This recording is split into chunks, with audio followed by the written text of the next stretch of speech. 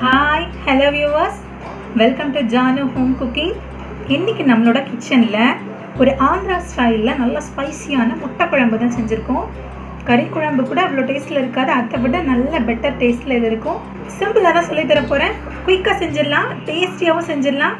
கெஸ்ட்லாம் வந்துட்டாங்க அப்படின்னா நீங்கள் பிளான் பண்ணணும்னா அந்த முட்டை குழம்பு செஞ்சாலே போதும், அசந்து போயிடுவாங்க. வாங்க எப்படி செய்யலான்னு பார்க்கலாம்.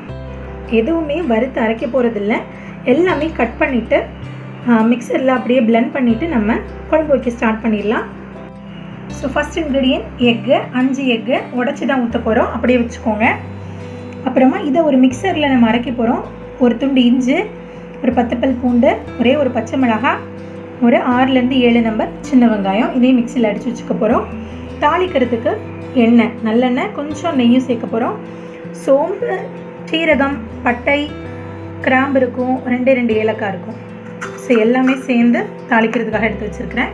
தென் இங்கே பார்த்தீங்க அப்படின்னா 3 பெரிய பல்லாரி, பிக் ஆனியன், 2 தக்காளி, இதையும் நம்ம அரைச்சி எடுத்துக்க போகிறோம். தேங்காவும் கேஷ்யூவும் ஃபைனலாக அரைச்சி உள்ளே ஊற்ற போகிறோம். மசாலா பவுடர் பாருங்கள், மசாலா பவுடரில் தான் நம்ம டிஃப்ரெண்ட் டேஸ்ட் கொடுக்க போகிறோம். என்னெல்லாம் வச்சுருக்கேன்னா, இது சிக்கன் குழம்பு மசாலா தூள்னு சொல்லுவோம் இல்லையா, அது ஒரு 2 டேபிள் ஸ்பூன். கரம் மசாலா தூள் 1 டேபிள் ஸ்பூன். இது நம்ம வீட்டில் எப்போவுமே யூஸ் பண்ணுற சாம்பார் தூள் இல்லை குழம்பு மிளகாத்தூள், அது ப்ளஸ் ஒரு சில்லி பவுடரும் ஒரு டேபிள் ஸ்பூன் வச்சுக்கோங்க. ஸ்டவ் ஆன் பண்ணியாச்சு, கடாயை வச்சுட்டோம். அதில் கொஞ்சம் எண்ணெய், ஒரு 3 to 4 டேபிள் ஸ்பூன், கொஞ்சம் நிறையவே தான் தேவைப்படும். அப்போ தான் குழம்பு நல்ல டேஸ்ட்டாக இருக்கும் உங்களுக்கு. எண்ணெய் சேர்த்துக்கோங்க. ஒரே ஒரு டேபிள் ஸ்பூன் நெய் கூட சேர்த்துக்கோங்க. எண்ணெய் நல்லா சூடாகிடுச்சு. சோம்பு, சீரகம், கிராம்பு, ஏலக்காய், ஒரு சின்ன துண்டு பட்டை, அது சேர்த்துக்கலாம். இன்னும் கொஞ்சம் சூடாகணும். சீரகம், சோம்பு எல்லாம் நல்லா ஃப்ரை ஆகிட்டே இருக்குது, ரொம்ப விட்டுறாதீங்க. கொஞ்சம் லைட்டாக வறுத்த பிறகு நம்ம அரைச்சி வச்சுருக்கிற பேஸ்ட், சின்ன வெங்காயம், பச்சை மிளகாய், இஞ்சி, பூண்டு, அதை அப்படியே உள்ளே சேர்த்துடலாம். கொஞ்சம் கலர் டர்ன் ஆகிருக்கு பாருங்கள். சின்ன வெங்காயம் தான் நீங்கள் அரைக்கணும். பல்லாரி அரைச்சிங்க அப்படின்னா இந்த ஸ்மெல்லும் டேஸ்ட்டும் இருக்காது. பூண்டு ஸ்மெல் நல்லா போயிடுச்சு. இப்போது நம்ம நெக்ஸ்ட்டு அடுத்தது ஆட் பண்ணிடலாம். பல்லாரியை நான் குட்டி குட்டியாக கட் பண்ணி வச்சுருக்கேன். ஒரு 3 பல்லாரி, அதை சேர்த்துக்கோங்க. இல்லை ஜாரில் விட்டு லைட்டாக ஒரு அடி அடிச்சுக்கிட்டிங்கன்னா நல்லாயிருக்கும். அதை சேர்த்து நல்லா மிக்ஸ் பண்ணிக்கோங்க. ஆனியன் நிறைய சேர்த்திங்கன்னா அதுக்கு தகுந்த மாதிரியான மசாலா உங்களுக்கு கிடைக்கும். குழம்புல திக்காகவும் இருக்கும். நல்லா இது நல்லா வதங்கட்டும். கொஞ்சம் சால்ட்டு சேர்த்து ஒரு 2 நிமிஷம் வதக்குவோம். ஸோ ஒரு டேபிள் ஸ்பூன் சால்ட்டு சேர்த்துருக்கேன். இது நல்லா ஃப்ரை ஆகணும். நம்ம எடுத்து வச்சுருக்கிற மசாலா பவுடர்லாம் அப்படியே சேர்த்துட்டு கொஞ்சம் தண்ணி ஊற்றி நம்ம கரைச்சிக்குவோம். கரைச்சி உள்ளே ஊற்றலாம். கரம் மசாலா தூள், குழம்பு மசாலா தூள், சிக்கன் மசாலா தூள், வத்தல் பவுடர், டிஸ்கிரிப்ஷனில் கொடுத்துருப்பேன், எல்லாம் பார்த்துக்கோங்க. தண்ணி ஊற்றி நல்லா திக்காக கரைச்சிக்கோங்க. அப்போ தான் நம்ம மசாலா ஊற்றினோடனே கருகி போகாது. நல்லா ஒரு திக் பேஸ்ட்டாக கரைச்சிட்டு உள்ளே சேர்த்துடலாம். ஸோ ஆனியன் நல்லா ஃப்ரை ஆகிடுச்சு. ஆயிலெலாம் வெளியில் தெரியுது பாருங்கள். இந்த டைமில் நீங்கள் கரைச்ச மசாலா பேஸ்ட்டை உள்ளே சேர்த்துருங்க.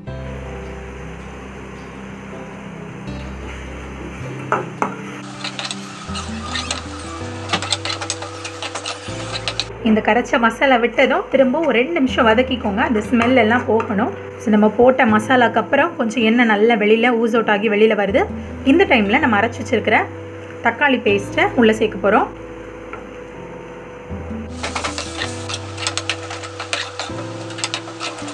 டொமேட்டோ பேஸ்ட் சேர்த்ததுக்கப்புறமா திரும்ப ஒரு 3 நிமிஷம் நீங்கள் நல்லா மிக்ஸ் பண்ணி விடுங்க. கொஞ்சம் கொதிக்கட்டும். தக்காளி சேர்த்ததுக்கப்புறமா நல்லா குக் ஆகிடுச்சு. இப்போவும் ஆயில் வெளியில் வருது. ஒவ்வொரு நேரமும் நீங்கள் வதங்கினதும் ஆயில் வெளியில் செப்பரேட் ஆகி வந்ததுக்கப்புறமா தான் நெக்ஸ்ட் ஆட் பண்ணணும். திக்காக சாப்பிட்டா தான் இந்த குழம்பு ரொம்ப ருசியாக இருக்கும். ஸோ ஃபஸ்ட்டு ஒரு 1/2 டம்ளர் சேர்த்தேன். இப்போ கூட கொஞ்சம் இன்னும் ஒரு 1/2 டம்ளர் சேர்க்குறேன். குழம்பு நல்லா கொதித்து போகணும். ஸோ ஒரு 1 to 1.5 டம்ளர் தண்ணி சேர்த்துக்கோங்க. இப்போ நல்லா கொதித்த உடனே இந்த குழம்பு கொஞ்சம் வற்றி கட்டியாயிடும். அப்புறமா நம்ம கொஞ்சம் எக்கு சேர்த்துக்கலாம். தண்ணி ஊற்றின பிறகு சால்ட்டு பார்த்து சேர்த்துக்கோங்க. மொத்தமாக ஒரு 2 டேபிள் ஸ்பூன் நான் இந்த குழம்புக்குன்னு சேர்த்துருக்கேன். முதல்ல தண்ணி ஊற்றி சால்ட் எல்லாம் போட்டதுக்கப்புறம் நீங்கள் க்ளோஸ் பண்ணி வைக்கக்கூடாது. எப்போவுமே திறந்து வச்சு கொஞ்சம் கொதிக்க விட்டதுக்கப்புறமா தான் நீங்கள் க்ளோஸ் பண்ணணும். ஏன்னா அந்த மசாலா ஸ்மெல் எல்லாமே கொஞ்சம் வெளியில் போகணும், பச்சை ஸ்மெல் எல்லாம். அப்புறமா நீங்கள் க்ளோஸ் பண்ணுங்கள். இப்போ நல்லா கொதிச்சிருச்சு. இப்போ திரும்ப நான் ஒரு 4 நிமிஷம் க்ளோஸ் பண்ணி வைக்க போகிறேன். குழம்பு நல்லா கொதிச்சு கொஞ்சம் வத்திடுச்சு. இப்போ நம்ம முட்டையை உடச்சி ஊற்றிடலாம். எக்கு ஊற்றும் போது கொஞ்சம் சிம்மில் வச்சுக்கோங்க. சிம்மில் வச்சுட்டு எக்கு ஊற்றுங்க. அதுக்கப்புறமா நம்ம க்ளோஸ் பண்ணிடலாம்.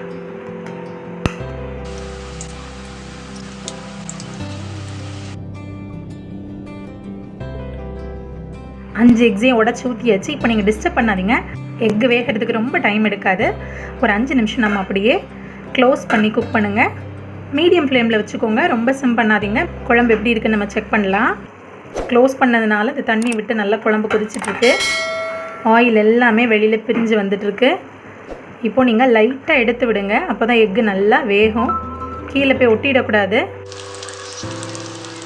குழம்புல ஃபைனலாக கொஞ்சம் தேங்காய் சேர்க்க போகிறோம். தேங்காயும் கேஷ்யும் சேர்த்து அரைச்சி வச்சுருக்கேன். குழம்பு ஆல்ரெடி திக்காக இருக்கிறதுனால கொஞ்சமாக சேர்த்து அப்படியே நம்ம ஆஃப் பண்ணிடலாம். ஸோ இந்த கேஷ்யூ சேர்த்து நீங்கள் அரைச்சிங்கன்னா நல்லா ரிச்சான டேஸ்ட்டில் இருக்கும். இப்போ இன்னும் ஒரு 2 நிமிஷம் கொதிச்சோடனே நம்ம குழம்பு அப்படியே ஆஃப் பண்ணிடலாம். நல்ல ஒரு ஸ்மெல் வருது. இந்த டைமில் மல்லி இலை தூவி ஆஃப் பண்ணிடுங்க. மல்லி இலை குட்டி குட்டியாக நறுக்கி வச்சுருக்கேன். ஸோ அதை ஃபைனலாக நீங்கள் சேர்த்துட்டு குழம்பு அப்படியே ஆஃப் பண்ணிக்கோங்க. இனிமேல் சர்வ் பண்ணலாம். அவ்வளோதான், சூப்பரான குழம்பு ரெடி ஆயிடுச்சு. இந்த முட்டை குழம்பு ரைஸுக்கு, தோசாக்கு, சப்பாத்திக்கு எல்லாத்துக்குமே பெஸ்ட்டாக இருக்கும். நல்ல ஸ்பைஸியாக இருக்கும். சூட ரைஸ் வச்சுருக்கோம், ரைஸில் போட்டு அப்படியே சாப்பிட போகிறோம். நீங்களும் இந்த குழம்பை மறக்காமல் ட்ரை பண்ணிவிட்டு ஒரு கமெண்ட்ஸ் எல்லாம் எங்களுக்கு சொல்லுங்கள்.